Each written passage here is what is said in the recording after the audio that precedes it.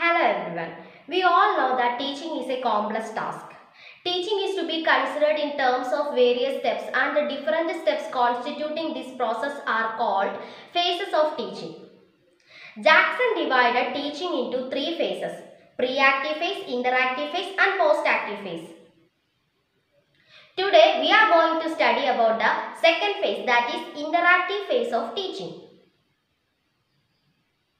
The interactive phase of teaching is also known as implementation phase or execution stage. It refers to the implementation or execution of the plan that has been made during the pre-active stage or pre-active phase.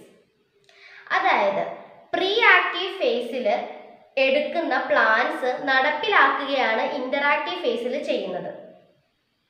This is the actual classroom teaching. In this phase, the teacher provides the learners learning experience through some suitable modes. All those activities performed by a teacher after entering in a classroom can be clubbed under the interactive phase of teaching. അതായത് ഒരു teacher class റൂമിൽ പ്രവേശിച്ചതിന് ശേഷം ചെയ്യുന്ന ഏതൊരു പ്രവൃത്തിയെയും അല്ലെങ്കിൽ ഏതൊരു ആക്ടിവിറ്റിയെയും നമുക്ക് interactive ഫേസിൽ ഉൾക്കൊള്ളിക്കാൻ പറ്റും.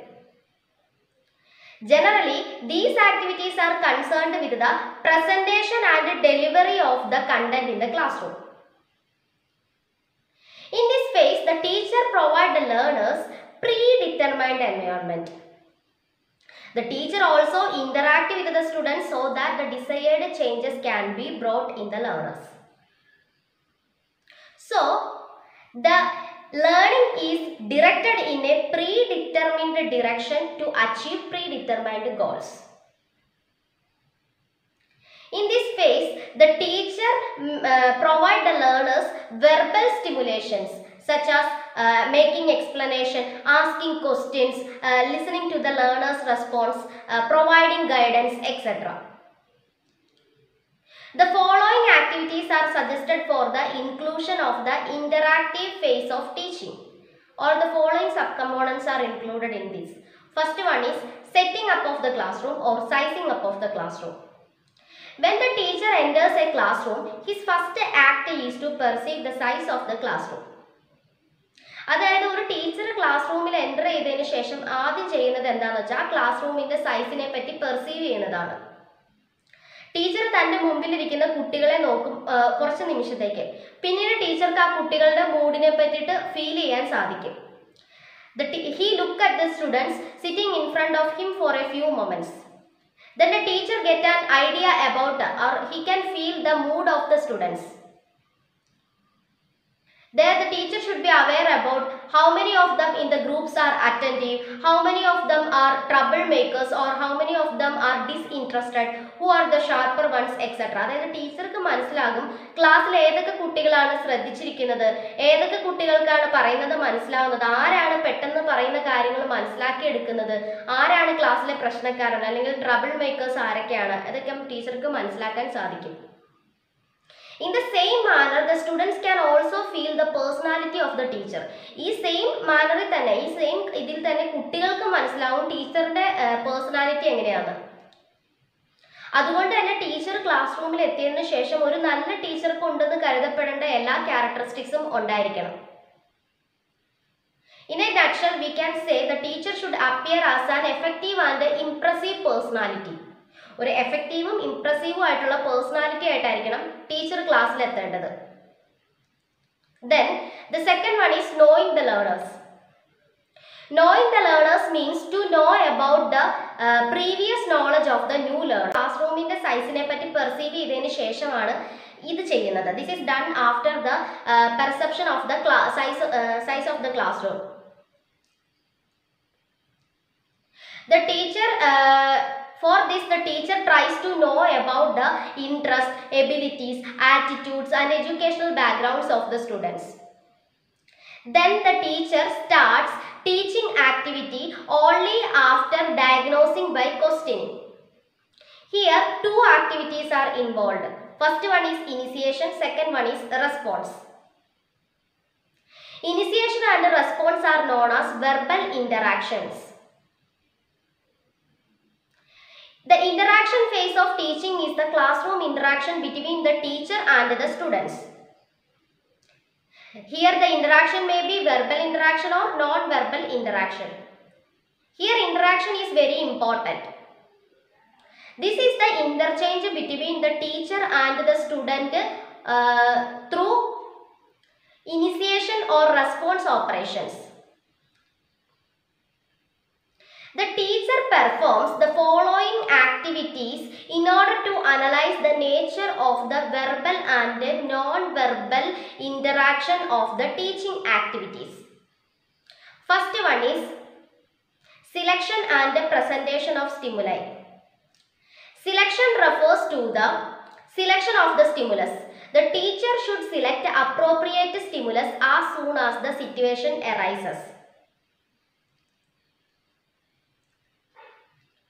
After selecting the appropriate stimulus, the teacher should present that stimulus in front of the students. It must be in the form that എന്താണ് ആ സ്റ്റിമുലസ് എന്ന് പറഞ്ഞാൽ കുട്ടികളെ പഠനത്തിൽ മോട്ടിവേറ്റ് ചെയ്യാൻ പറ്റുന്ന രീതിയിലായിരിക്കണം. The stimulus must be in the form that can motivate the students for learning. Then the second one is feedback and reinforcement. നമ്മൾ എല്ലാവരും കേട്ടിട്ടുള്ള ടേംസ് ആണ് ഫീഡ്ബാക്കും റീഇൻഫോഴ്സ്മെന്റും. Conditions that increases the possibility of occurrence of a particular response is called feedback and reinforcement. It is of two types, positive reinforcement and negative responses. First one is positive reinforcement. These are conditions that increases the possibility of recurrence of desired responses or behavior. Then the second one is negative responses. These are conditions which decreases the possibility of recurrence of undesired response or behavior. Positive reinforcement എന്താണെന്ന് അറിയാം. ഒരു കുട്ടി ക്ലാസ്സിൽ നല്ല കാര്യം അല്ലെങ്കിൽ നന്നായിട്ട് പഠിച്ചു എന്തെങ്കിലും പ്രസന്റ് ചെയ്തു, അപ്പോൾ ടീച്ചർ ക്ലാപ്പ് ചെയ്യുന്നു, ഗുഡ് എന്ന് പറയുന്നു, അതൊക്കെ പോസിറ്റീവ് റീഇൻഫോഴ്സ്മെന്റ് ആണ്. നെഗറ്റീവ് റെസ്പോൺസ് എന്ന് പറഞ്ഞാൽ കുട്ടി പണിഷ്മെന്റ് കൊടുക്കുന്നു. Then the reinforcement is used for three purposes: for strengthening the response, for changing the response, modify or correctness of the response.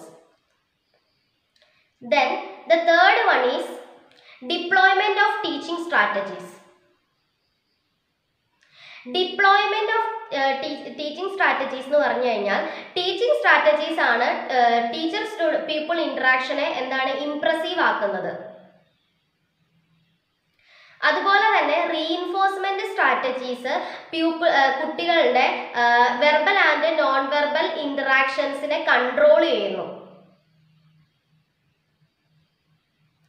Then ഈ ഡിപ്ലോയ്മെന്റ് ഓഫ് ടീച്ചിങ് സ്ട്രാറ്റജീസ് മൂന്ന് ഏരിയാസിലാണ് അത് നടക്കുന്നത്. ഒന്നാമത്തേതെന്ന് പറഞ്ഞു കഴിഞ്ഞാൽ സബ്ജക്റ്റ് മാറ്ററിന്റെ presentation of the subject matter. Then levels of learning, then level of learner needs, abilities, backgrounds, etc. Then major operations of this phase. ഈ ഫേസിൽ അതായത് ഇന്ററാക്റ്റീവ് ഫേസിലെ മേജർ ഓപ്പറേഷൻസ് മൂന്നെണ്ണം ഉണ്ട്: പെർസെപ്ഷൻ, ഡയഗ്നോസിസ് ആൻഡ് റെസ്പോണ്ടിങ് അല്ലെങ്കിൽ reaction process. First one എന്ന് പറഞ്ഞു കഴിഞ്ഞാൽ perception എന്ന് പറഞ്ഞു കഴിഞ്ഞാൽ ഇന്ററാക്ഷൻ ഡിമാൻഡ് ചെയ്യുന്നത് കുട്ടികളുടെയും ടീച്ചേഴ്സിന്റെയും ഭാഗത്തു നിന്നുള്ള റെസ്പോൺസ് ആണ് ഇന്ററാക്ഷൻ ഡിമാൻഡ് ചെയ്യുന്നത്. ഇന്ററാക്ഷൻ ഡിമാൻഡ് റെസ്പോൺസ് പെർസെപ്ഷൻ ആണ് ഡിമാൻഡ് ചെയ്യുന്നത്. Interaction demand perception in the part of teachers as well as the students. നമ്മൾ ആദ്യം പറഞ്ഞു, ഒരു ടീച്ചർ ക്ലാസ് റൂമിൽ വരുമ്പോൾ ടീച്ചർക്ക് ആദ്യം ചെയ്യുന്നത് ക്ലാസ് റൂമിന്റെ സൈസിനെ പറ്റി പെർസീവ് ചെയ്യുന്നു. അതുപോലെ തന്നെ ഒരു കുട്ടി ടീച്ചറിന്റെ പേഴ്സണാലിറ്റിനെ പറ്റിയും ക്യാരക്ടറിസ്റ്റിക്സിനെ പറ്റിയൊക്കെ പെർസീവ് ചെയ്യുന്നു. ദെൻ രണ്ടാമത്തതാണ് ഡയഗ്നോസിസ് എന്ന് പറഞ്ഞു കഴിഞ്ഞാൽ ടീച്ചർ കുട്ടികളുടെ അച്ചീവ്മെന്റ് ലെവൽ അക്സസ് ചെയ്യുന്നത് അവരുടെ എബിലിറ്റീസും ഇൻട്രസ്റ്റും ഒക്കെ മുൻനിർത്തിയിട്ടായിരിക്കും. ദെൻ മൂന്നാമത്തേതാണ് റെസ്പോണ്ടിങ് അല്ലെങ്കിൽ റിയാക്ഷൻ പ്രോസസ്.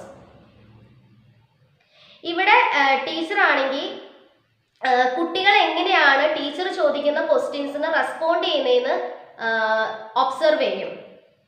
അതുപോലെ തന്നെ ദ ലേണർ മസ്റ്റ് എന്താണ് ആ ലേണർ അതായത് ആ സ്റ്റുഡൻറ്റ് ഒരു പലതരത്തിലുള്ള സ്റ്റിമുലസിനെ എങ്ങനെയാണ് റെസ്പോണ്ട് ചെയ്യേണ്ടതെന്ന് ലേൺ ചെയ്യണം. So this is all about the interactive phase of teaching. അപ്പോൾ ഇൻറ്ററാക്റ്റീവ് ഫേസ് എന്ന് പറഞ്ഞാൽ അതിനെ നമ്മൾ എന്തെന്നൊക്കെയാണ് പറയുന്നത്? ഇൻറ്ററാക്റ്റീവ് ഫേസിനെ നമ്മൾ ഇംപ്ലിമെൻറ്റേഷൻ ഫേസ് അല്ലെങ്കിൽ എക്സിക്യൂഷൻ ഫേസ് എന്ന് പറയും. ഇവിടെ ഇതൊരു ആക്ച്വൽ ക്ലാസ് റൂം ടീച്ചിങ് ആണ്. ഇവിടെ പ്രീ ആക്റ്റീവ് ഫേസിൽ പ്ലാൻ എക്സിക്യൂട്ട് ചെയ്യുകയാണ് ചെയ്യുന്നത്. പിന്നെ അതിൻ്റെ അകത്ത് കുറേ sizing up of the class room അല്ലെങ്കിൽ setting up of the class room വരുന്നുണ്ട്. അതുപോലെ തന്നെ നോയിങ് ദ ലേണേഴ്സ്, പിന്നെ വേറെ കുറേ സബ് കമ്പോണൻസും, അതുപോലെ തന്നെ അതിൻ്റെ അകത്ത് മേജർ ഓപ്പറേഷൻസ് എന്ന് പറഞ്ഞ പെർസെപ്ഷനും ഡയഗ്നോസിസും റെസ്പോണ്ടിങ് അല്ലെങ്കിൽ റിയാക്ഷൻ പ്രോസസ്സും ആണുള്ളത്. എല്ലാവർക്കും മനസ്സിലായെന്ന് വിചാരിക്കുന്നു. Thank you.